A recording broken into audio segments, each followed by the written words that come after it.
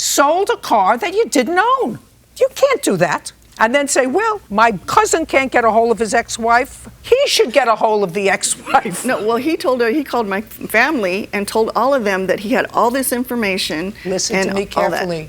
You scammed him out of a lot of money. The $500 that he paid for the car. And he did put money into the car because he's going to drive the car back to you. And when he drives the car back to you, because we're going to make this as whole as possible, then you're going to give him $2,500. That is what I think is a reasonable amount that a reasonable man would have put in to this 10-year-old Hyundai Sonata that was not running when you bought it. But you don't get that, listen to me, but you don't get that money until you drive the car to their house. That is my order. Do you understand the order? I understand. If you want to see, because you can't be an idiot. When you buy a car without a title, until I got the title, I wouldn't put $3,000 into it. Ma'am, I never knew this was coming to court. Can I speak, please? Listen, just a sec. I understand exactly what happened. What is different? I wouldn't, as a reasonable person, buy a car for $500 that wasn't running and proceed to put in $3,000 in the car in 2 weeks before I had the title. Ma'am. Before I had the title. Can I speak? Sure you can. Okay, thank you. When I purchased the car from them, I purchased it originally thinking that I was going to fix this up for my daughter. I realized that the car was worth $4,100 is what it's worth. I actually bought it for $5,000. I purchased the engine and a whole vehicle for $1,800 so I could take and actually resell the parts from that vehicle. I have all that here. I don't care. Okay.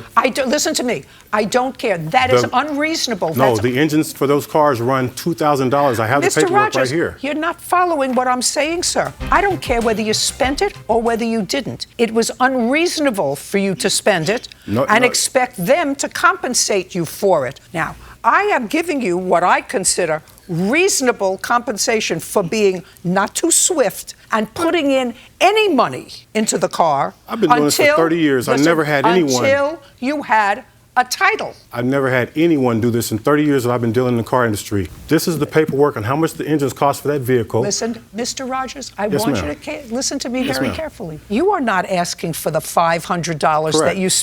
Quiet. You're not asking for the $500 back and you'll return the car. You're asking for 7 times that amount in what would be punitive damages because you say, I spent that much money to get the car up and running, even though I didn't have a title. And I'm saying I have to therefore make a judgment. Okay. How much would it be reasonable for someone to invest in a car for which they had not procured the title?